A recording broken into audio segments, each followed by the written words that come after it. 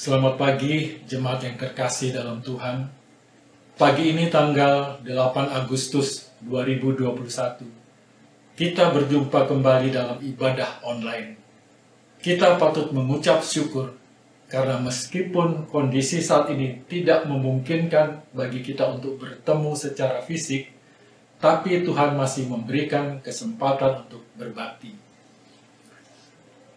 Dalam ibadah hari ini, karena tingkat penyebaran COVID-19 masih tinggi, maka seluruh pelayan ibadah melakukan rekaman secara mandiri di kediaman masing-masing dengan bantuan tim multimedia melalui proses editing. Sebagai pelayan yang melakukan rekaman di gedung gereja, dihadiri personil yang sangat terbatas dengan protokol kesehatan yang ketat. Majelis Jemaat GKI Diponegoro menghimbau kepada jemaat dan simpatisan sekalian agar tetap menjalankan protokol kesehatan yang ada. Diinformasikan juga kepada jemaat sekalian bahwa bila jemaat membutuhkan informasi atau bantuan yang berkaitan dengan pandemi COVID-19, maka jemaat dapat menghubungi kantor gereja pada hari dan jam kerja atau majelis, atau melalui koordinator sektor masing-masing.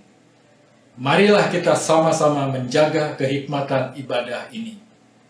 Dalam ibadah ini kita akan menggunakan liturgi khusus dalam rangka Pekan Persahabatan dengan tema Tetanggaku, Sahabatku.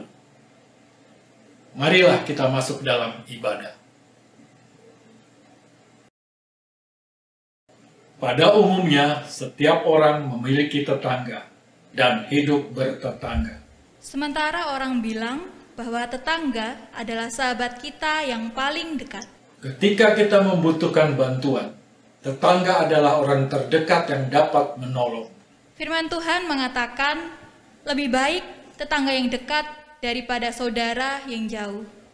Dengan mengangkat tema Tetanggaku, Sahabatku, mari kita rayakan dan wujudkan kehidupan bertetangga yang semestinya melalui ibadah pada hari ini.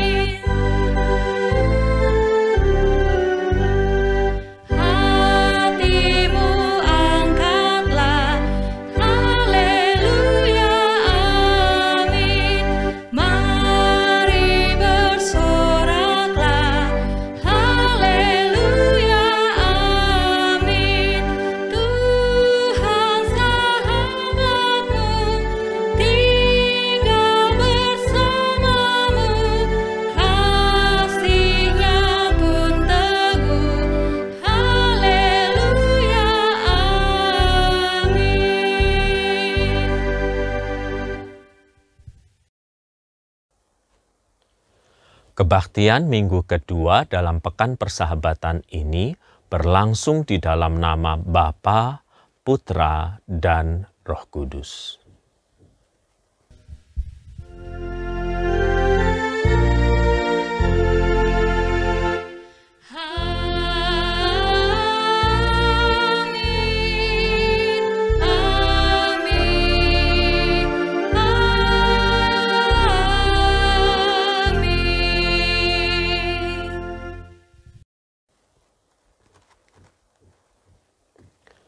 Damai sejahtera dari Tuhan Yesus Kristus menyertai saudara sekalian. Dan menyertai saudara juga. Pada umumnya kita mempunyai tetangga dan hidup bertetangga. Kita menjalin relasi dan berinteraksi dengan tetangga tanpa memandang soal agama, usia, atau perbedaan status ekonomi. Itulah sebabnya dalam hidup bertetangga, kita mendapatkan kesempatan yang baik untuk hidup, saling menghormati, saling menjaga, saling menolong, dan saling berbagi.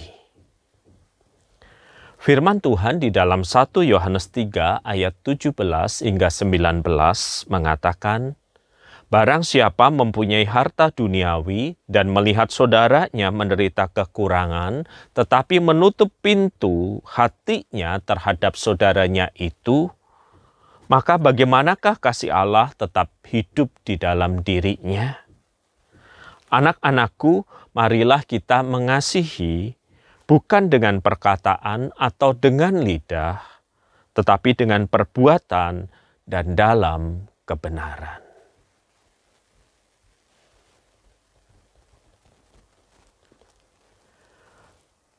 Menjalin relasi persahabatan dalam hidup bertetangga tidak selalu berjalan dengan mudah dan dapat membuat kita jatuh ke dalam dosa.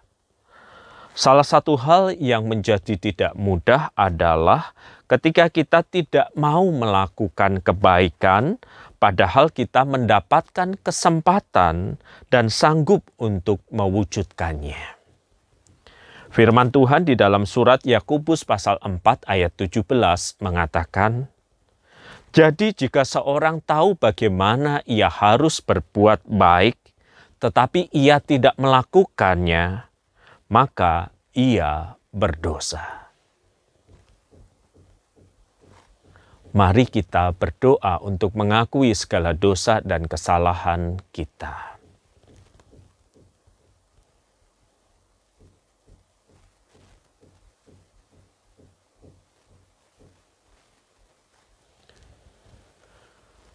Inilah doa dan pengakuan dosa kami, ya Kristus, kami bawa di dalam nama-Mu. Amin.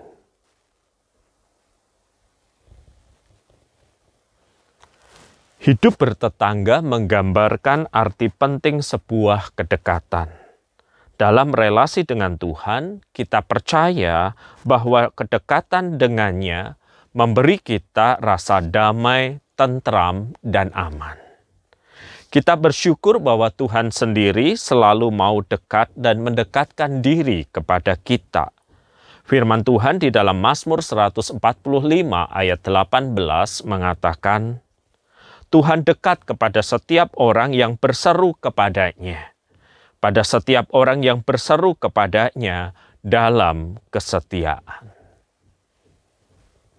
Demikianlah berita anugerah dari Tuhan. Syukur kepada Allah.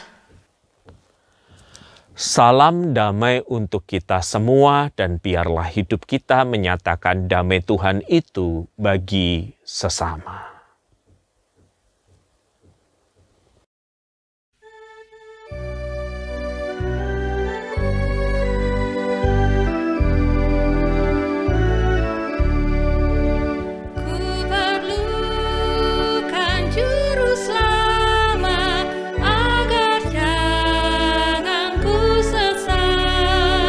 Selalu harus kurasakan bahwa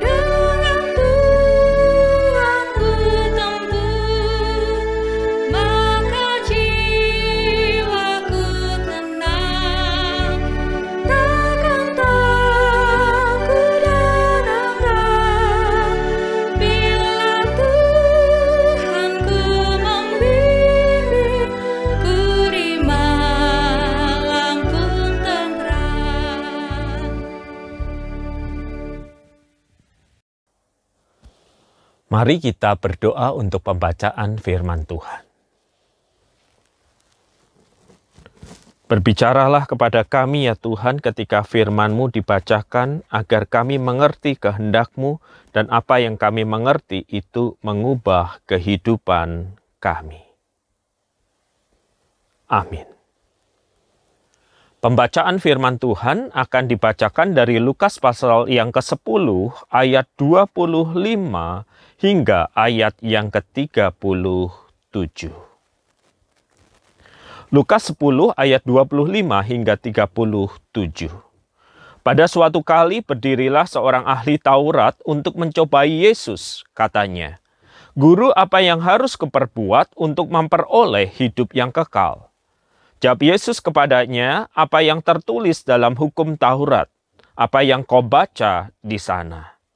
Jawab orang itu, "Kasihilah Tuhan Allahmu dengan segenap hatimu, dengan segenap jiwamu, dan dengan segenap kekuatanmu, dan dengan segenap akal budimu, dan kasihilah sesamamu manusia seperti dirimu sendiri."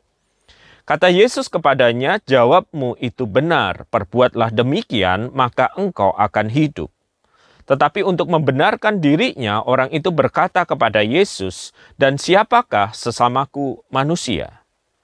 Jawab Yesus, adalah seorang yang turun dari Yerusalem ke Yeriko. Ia jatuh ke tangan penyamun-penyamun yang bukan saja merampoknya habis-habisan, tetapi yang juga memukulnya dan sesudah itu pergi meninggalkannya dalam keadaan setengah mati. Kebetulan ada seorang imam turun lewat jalan itu. Ia melihat orang itu, tetapi ia melewatinya dari seberang. Demikian juga seorang Lewi datang ke tempat itu. Ketika ia melihat orang itu, ia melewatinya dari seberang. Lalu datang seorang Samaria yang sedang dalam perjalanan ke tempat itu, dan ketika ia melihat orang itu, tergeraklah hatinya oleh belas kasihan. Ia pergi kepadanya, lalu membalut luka-lukanya. Sesudah ia menyiraminya dengan minyak dan anggur, kemudian ia menaikkan orang itu ke atas keledai tunggangannya sendiri, lalu membawanya ke tempat penginapan dan merawatnya. Keesokan harinya ia menyerahkan 2 dinar kepada pemilik penginapan itu, katanya, "Rawatlah dia, dan jika kau belanjakan lebih dari itu, aku akan menggantinya waktu aku kembali." Siapakah di antara ketiga orang ini menurut pendapatmu adalah sesama manusia dari orang yang jatuh ke dalam tangan penyamun itu? Jawab orang itu, "Orang yang telah menunjukkan belas kasihan kepadanya." Kata Yesus kepadanya, "Pergilah dan perbuatlah demikian." Demikianlah pembacaan Injil Yesus Kristus. Berbahagialah kita yang membaca, mendengar, dan berjuang untuk melakukannya. Haleluya.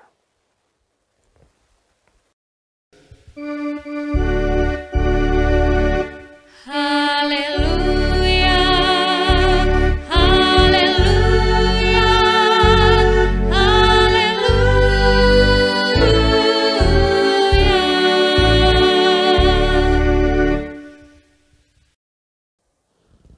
Bapak, Ibu, dan Saudara sekalian, masa pandemi ini sungguh memperlihatkan sebuah sisi dari kehidupan manusia yang barangkali selama ini tersembunyi. Seorang rekan telepon dan meminta bantuan agar dicarikan tabung oksigen beserta perlengkapannya untuk saudaranya yang berada di dalam keadaan sesak. Lalu saya menanyakan kemana saja ia sudah mencari tabung oksigen selama ini. Dia berkata sulit untuk mendapatkannya. Saya sudah juga berbicara kepada yang menjual tabung oksigen, siap pakai dengan segala perlengkapannya, tetapi sungguh harganya enggak masuk akal. Lalu saya bertanya kepadanya, berapa harga yang ditawarkan kepada kamu? Karena saya tahu di dalam situasi normal harga tabung 1,5 meter kubik kurang lebih hampir 1 juta dengan kelengkapannya. Lalu rekan itu menjawab dan jawabannya itu sungguh mengejutkan hati saya. 30 juta bro, 30 juta bayangkan untuk 1 tabung dan perlengkapannya 1,5 meter kubik siap pakai. Wow, itu harga yang sungguh-sungguh dilambungkan dengan luar biasa. Udah begitu kata penjualnya, dia berkata, kalau mau silahkan cepat ambil, kalau nggak mau masih banyak orang yang antri. Sungguh di dalam masa pandemi ini kita bisa melihat sebagian orang masih hidup dengan egoisme yang menguasai dirinya. Berpikir untuk keuntungannya demi rupiah yang dia dapatkan. Dia kumpulkan barang-barang yang dibutuhkan orang di masa pandemi ini. Tabung oksigen, obat-obatan, dan banyak hal yang lain. Dia tahan, dia pegang, dan dia jual dengan harga yang sangat mahal. Sungguh hanya berpusat pada diri sendiri, kehilangan kepekaan terhadap kebutuhan dan kesulitan orang lain. Ya, itu salah satu bentuk dari egosentrisme, keterpusatan pada diri yang ternyata masih menguasai manusia sampai saat ini. Ketika kita membuka Alkitab kita, Bapak, Ibu, dan saudara sekalian, maka kita akan mendapatkan egosentrisme, keterpusatan pada diri itu adalah salah satu manifestasi dari kejatuhan manusia ke dalam dosa. Sebelum manusia jatuh ke dalam dosa, ia hidup dalam harmoni kepada Tuhannya. Tetapi setelah manusia jatuh ke dalam dosa, egosentrisme, keterpusatan pada diri sendiri menguasai manusia sehingga Adam mempersalahkan Hawa, Hawa mempersalahkan ular. Mereka ingin menyelamatkan diri mereka sendiri dengan melemparkan kesalahan kepada orang lain. Egosentrisme adalah prinsip kehidupan di mana seseorang berpusat pada dirinya, pada kepentingannya, pada apa yang ia anggap benar. Dan egosentrisme ini ada di balik pertanyaan yang diajukan kepada Tuhan Yesus oleh ahli Taurat itu. Siapakah sesamaku manusia? Padahal sebagai seorang ahli Taurat tentu dia tahu apa perintah Tuhan untuk mengasihi Tuhan dengan sepenuh hati, untuk mengasihi sesama juga dengan sepenuh hati. Tetapi Alkitab mencatat untuk membenarkan dirinya. Sekali lagi ada keinginan yang bersifat egosentris, berpusat pada diri sendiri. Untuk membenarkan dirinya, dia bertanya kepada Yesus, siapakah sesamaku manusia? Barangkali di balik pertanyaan untuk membenarkan dirinya juga ada keinginan untuk dikonfirmasi oleh Tuhan Yesus. Ahli Taurat itu mengajar bahwa siapa yang menjadi sesama adalah mereka yang sama. Sama-sama orang Israel, sama-sama orang Yahudi, sama-sama umat Allah. Dan barangkali ia membutuhkan konfirmasi ini dari Yesus. Tetapi alih-alih mengkonfirmasi apa yang menjadi keyakinannya, Kristus juga justru menceritakan perumpamaan orang Samaria yang baik hati ini. Sebuah kisah yang legendaris dan sering kali kita dengar, bukan? Bahwa ada orang yang dirampok hampir mati habis-habisan. Dan Kristus bercerita ternyata imam, ternyata orang Lewi, orang yang menduduki strata yang tinggi dalam masyarakat Yahudi karena tugas religiusnya memilih mengabaikan orang yang membutuhkan pertolongan itu. Mungkin mereka tidak ingin tangannya menjadi tidak tahir dengan menyentuh korban itu. Mereka kan tidak tahu korban itu hidup atau mati. Kalau mereka tahu bahwa korban itu sudah mati, mereka akan menghindarinya. Kalau korban itu hidup, barangkali mereka juga berpikir, ini daerah yang berbahaya. Jangan-jangan orang yang sakit itu hanya berpura-pura sakit, dan mereka masuk umpan dari para penjahat pada waktu itu. Dua tokoh, imam dan orang Lewi, yang dipandang mengerti hukum Tuhan, mengerti kehendak Tuhan, ternyata melalaikan kewajiban kemanusiaannya. Karena takut tidak tahir lagi, karena takut dengan resiko yang ada. Lalu datanglah dalam kisah Tuhan Yesus orang Samaria, orang yang tidak masuk hitungan bagi sesama orang Yahudi. Orang Yahudi tidak bergaul dengan orang Samaria tidak dianggap sesama bagi orang Yahudi, maka mereka selalu menghindari pertemuan dengan orang Samaria itu. Tetapi Yesus memakai orang Samaria itu sebagai contoh, orang yang kamu anggap tidak mengenal Allah, tidak menjalankan kewajiban religius, bukan sesamamu manusia, ternyata dialah yang berani menolong, dialah yang berani berkorban. Sampai kemudian di akhir dari perumpamaannya Tuhan Yesus bercerita dan bertanya, siapa yang menjadi sesama bagi orang yang teraniaya itu? Lihat, ahli Taurat itu tidak langsung menyebutkan orang Samaria itu. Bahkan lidahnya terlalu kalu untuk mengakui bahwa itu orang Samaria yang melakukan kebaikan. Maka dia berkata, orang yang menunjukkan belas kasih kepadanya. Dan Kristus menjawab, pergi dan perbuatlah demikian.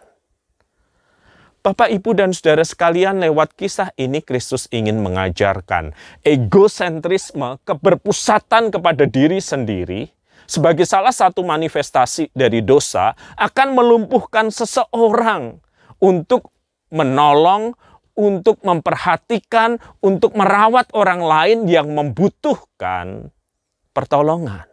Tetapi sebaliknya, hati yang dipenuhi oleh belas kasihan itu akan menggerakkan seseorang untuk berani melakukan sesuatu, peduli, dan berani mengambil resiko untuk menyatakan kasih, kemurahan, dan kebaikan bagi orang yang lain.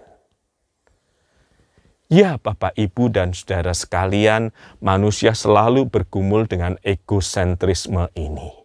Jangan-jangan kalau saya menolong, nanti saya dimanfaatkan. Jangan-jangan kalau saya menolong, nanti saya dipakai orang lain menjadi manja. Lebih baik saya tidak menolong. Jangan-jangan kalau saya menolong, nanti saya mengalami kerugian, saya mendapatkan kemalangan. Jangan-jangan kalau saya menolong.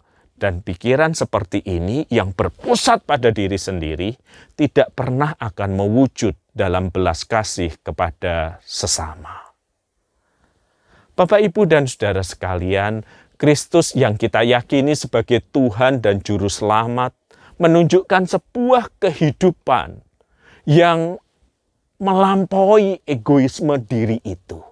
Dia bukan hanya mengajarkan perumpamaan orang Samaria yang murah hati, tetapi dia menunjukkan apa arti kemurahan itu.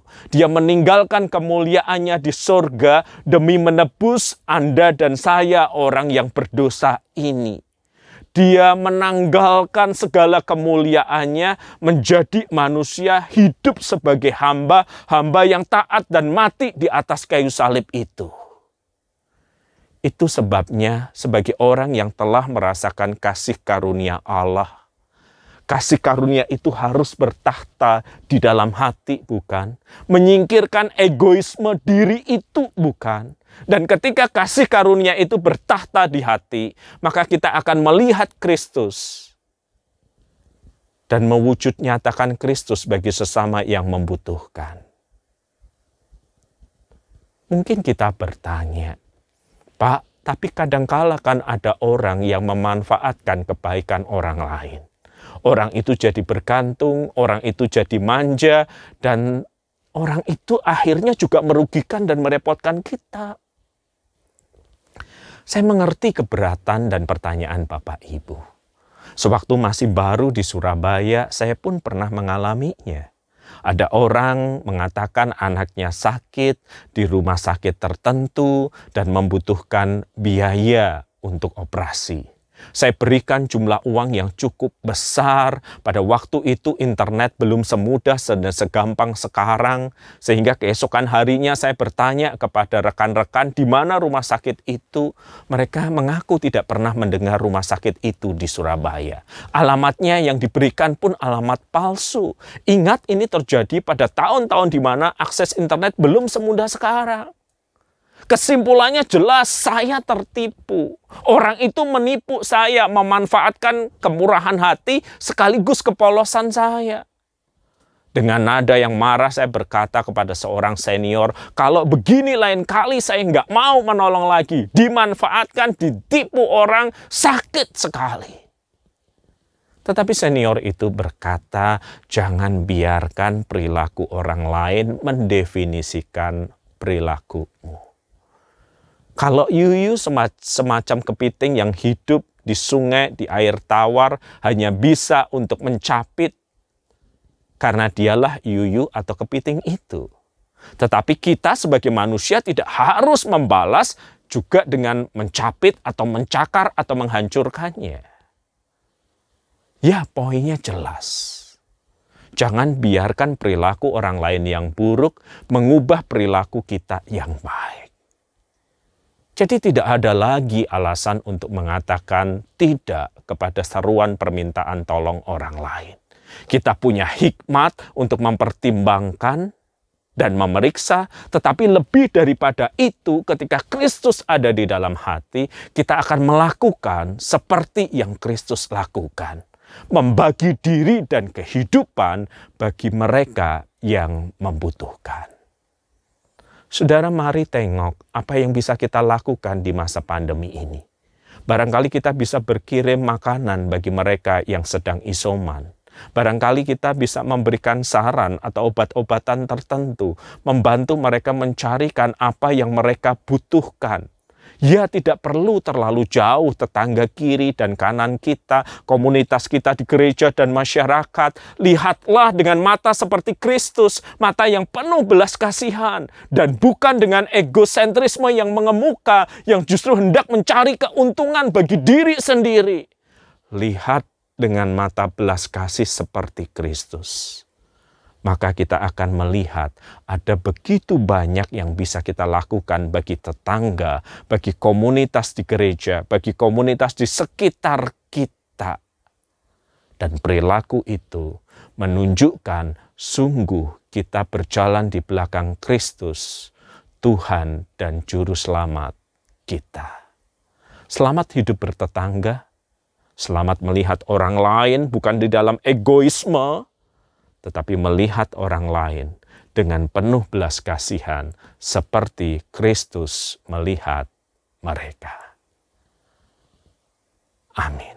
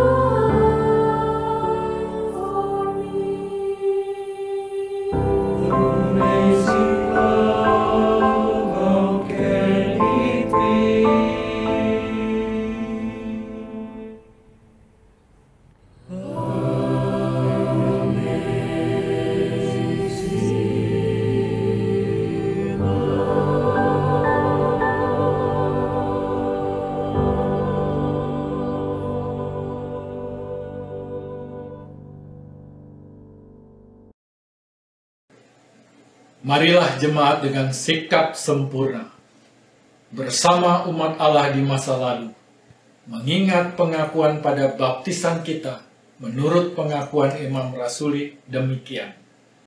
Aku percaya kepada Allah Bapa yang Maha Kuasa, Khalik langit dan bumi, dan kepada Yesus Kristus anaknya yang tunggal Tuhan kita, yang dikandung dari Roh Kudus, lahir dari anak darah Maria, yang menderita sengsara di bawah pemerintahan Pontius Pilatus, disalibkan, mati dan dikuburkan, turun ke dalam kerajaan maut.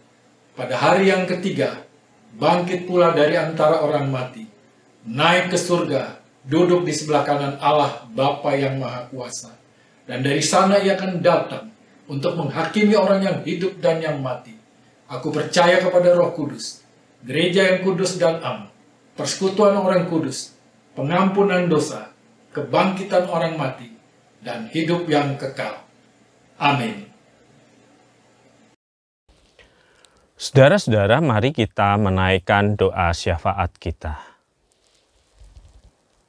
Dalam doa syafaat ini, ya Tuhan, kami berdoa memohon kiranya anugerah-Mu yang memampukan kami untuk menjadi sahabat dan tetangga yang baik bagi mereka yang ada di sekeliling kami. Juga mampukan gereja-Mu ini untuk menjadi sahabat dan tetangga yang baik bagi orang-orang yang ada di sekelilingnya dan bahkan bagi kota Surabaya dan juga bagi Indonesia. Kami terus berdoa untuk para pemimpin kami, biarlah Tuhan memberi hikmat mereka untuk memimpin kami dalam hidup bersama di tengah masa pandemi ini. Kami berdoa untuk pergumulan jemaat, biarlah Engkau menyertai kami, baik kami yang bergumul dengan masalah kesehatan, keuangan, atau masalah keluarga, biarlah anugerah-Mu yang memampukan kami. Kami naikkan doa syafaat ini di dalam nama Tuhan kami yang mengajar kami berdoa. Bapa kami yang di sorga, dikuduskanlah nama-Mu, datanglah kerajaan-Mu, jadilah kehendak-Mu di bumi seperti di sorga. Berikanlah kami pada hari ini makanan kami yang secukupnya, dan ampunilah kami akan kesalahan kami, seperti kami juga mengampuni orang yang bersalah kepada kami. Dan janganlah membawa kami ke dalam pencobaan, tapi lepaskanlah kami daripada yang jahat, karena Engkaulah yang mempunyai kerajaan dan kuasa dan kemuliaan sampai selama-lamanya. Amin. Mari kita mengucap syukur untuk setiap berkat dan kebaikan Tuhan melalui persembahan kita pada hari ini. Firman Tuhan di dalam surat Ibrani 13 ayat 15 sampai dengan 16 berkata demikian. Sebab itu, marilah kita oleh Dia senantiasa mempersembahkan korban syukur kepada Allah, yaitu ucapan bibir yang memuliakan nama-Nya. Dan janganlah kamu lupa berbuat baik dan memberi bantuan, sebab korban-korban yang demikianlah yang berkenan kepada Allah. Jemaat dapat menyampaikan persembahan melalui transfer ke rekening gereja dengan menambahkan angka tertentu pada nominal persembahan sebagai kode sesuai peruntukan persembahan. Kode untuk persembahan gereja dapat dilihat di layar atau warta gereja, atau dapat juga melalui aplikasi dompet digital, scan QR, serta dapat juga melalui kotak persembahan yang ada di gereja. Mari kita bawa persembahan ke hadapan Tuhan.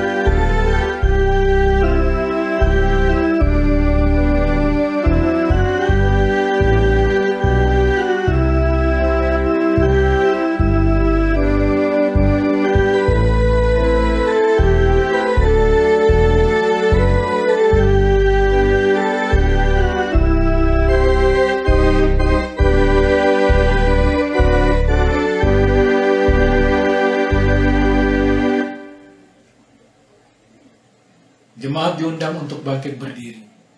Kita bawakan persembahan ke dalam doa. Mari kita berdoa.